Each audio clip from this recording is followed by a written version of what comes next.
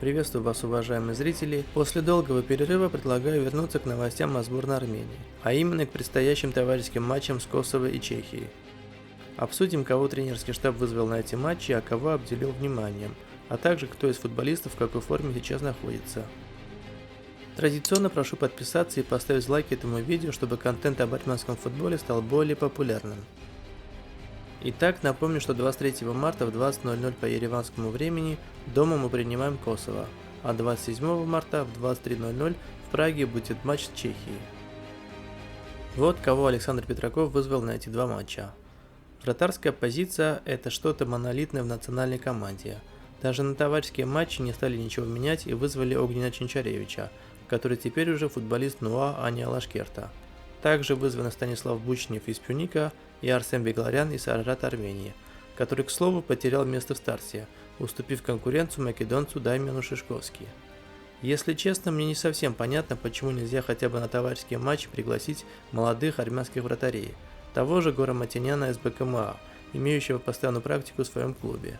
Как минимум, это благоприятно скажется на психологическом состоянии молодого футболиста, и он станет более усердно тренироваться, чтобы вновь попасть в главную национальную команду, но уже на официальные матчи. Как максимум, возможно, тренерский штаб, познакомившись с его способностями поближе, заметит задатки таланта и сумеет их развить лучше, чем это делают в БКМА.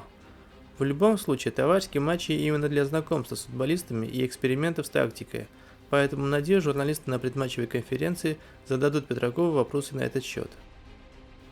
В защите есть изменения. В первую очередь, речь о Наире Тикнезяне, который в матче против Балтики получил повреждение задних мышц бедра и выбыл из списка вызванных на товарищеские матчи.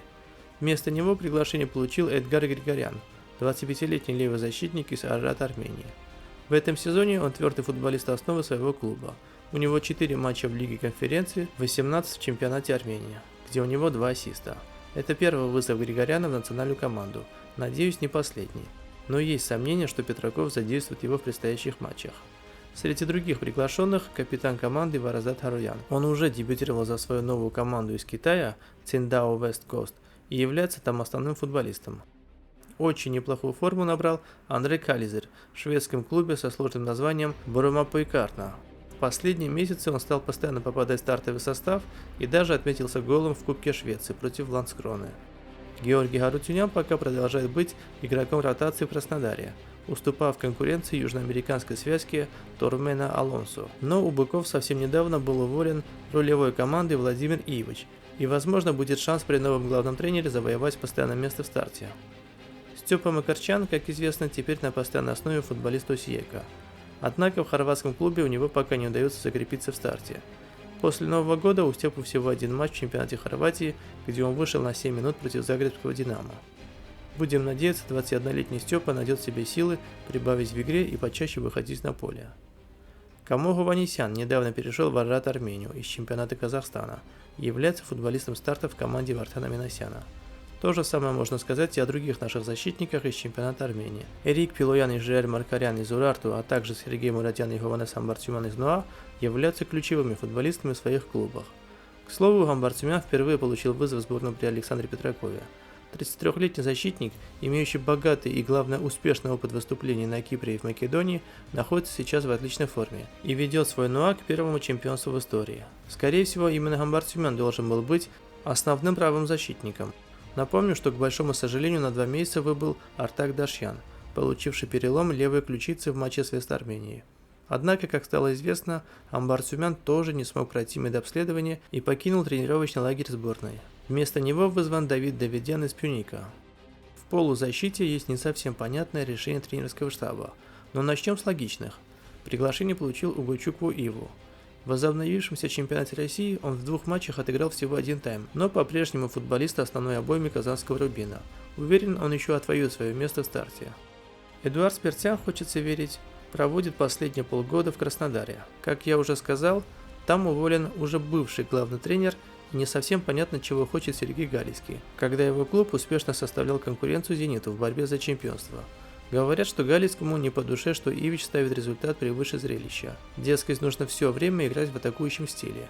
Если это так, то Эдику еще придется очень долго ждать, пока он выиграет какой-либо трофей в родном клубе.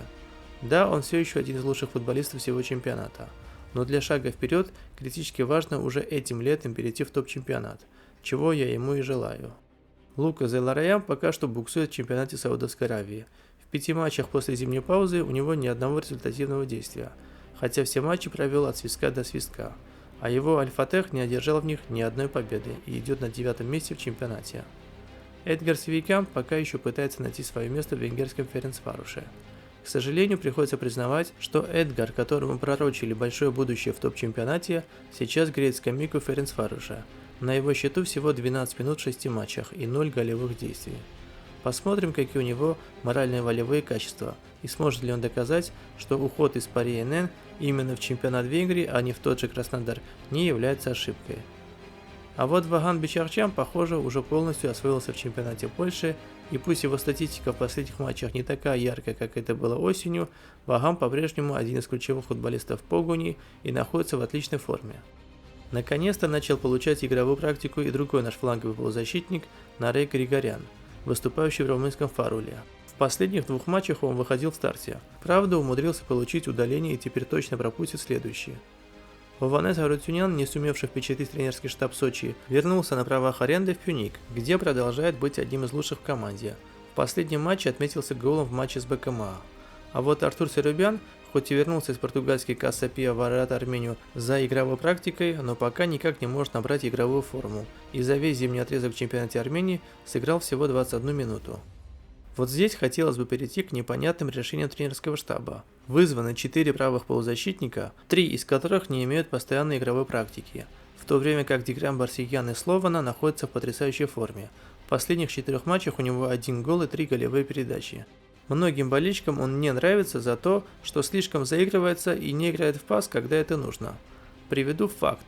После Генриха Мхитаряна, у которого 25 голевых передач в сборной, на 2-м месте с 14 голевыми передачами именно Барсигян. Вот и думайте после этого, насколько он вреден для команды. Но Александр Петраков считает, что этот футболист плохо влияет на коллектив и поэтому не заслуживает вызова. То же самое касается и Хурена Барамяна, который сейчас один из лучших в Ростове. В последнем матче его голевая передача позволила победить Краснодар в южном дерби. Мое личное мнение, что у Армении нет такого количества качественных футболистов, как у условно Бразилии или Франции, чтобы так легко разбрасываться теми, кто не угоден тренерскому штабу. Намного более профессиональнее было бы вызвать Барсигяна и Барамяна на личную беседу, объяснить им их ошибки и потребовать быть своим поведением примером для молодежи. По интервью того же Барамяна совершенно не сложилось впечатление, что ему наплевать на национальную команду, как это пытался выставить Петраков. В нападении тоже не все решения тренерского штаба понятны. Если вызов Артура Мироняна вполне логичен, с 17 голами он лучший бомбардир нашего чемпионата, то вот вызов Балекяна за 3-9 земель из Бока Хуниорс, где он не попадает даже в заявку своей команды, вызывает недоумение. Третьим нападающим вызван Грант Леон Ранос из Боруссии Мюнхенгладбах. Он по-прежнему получает в лучшем случае несколько минут в конце матча, и если новость о том, что в январе у него была куча предложений по аренде, в том числе из голландской Эрedivisie, то наш футболист однозначно ошибся с решением остаться в немецкой команде. В любом случае, его вызов кажется логичным. Из имеющихся вариантов в атаке он по-прежнему один из лучших, тем более ведь речь идет о товарищеских матчах, где можно рисковать. А вот что не совсем понятно, так это не вызов Саркиса Адамяна из Кёльна. 30-летний футболист весь сезон был футболистом глубокого запаса в немецком клубе и при этом вызывался на официальные матчи. А тут он резко начал завоевывать место на поле, сначала через выходы на замены, а затем и появлением в старте. В последнем матче он и вовсе отметился голом в матче с Лейпцигом. Кто смотрел матчи с его участием, подтвердит, Саркис на самом деле в отличной форме. Цепляется за все мячи, отлично прессингует на каждом участке поля и в целом оставляет очень приятное впечатление. В такой ситуации непонятно почему Петраков решил не вызвать его на предстоящем матче. Может потому, что они товарищеские и он хочет посмотреть на тех, кого не знает. Тогда почему мы не видим новых имен в списке приглашенных? В общем, стратегия нашего тренерского штаба вызывает вопросы. Тем не менее, я призываю всех болельщиков не критиковать их за это, а просто поднимать эти вопросы, чтобы журналисты увидели их и задали на пресс-конференции.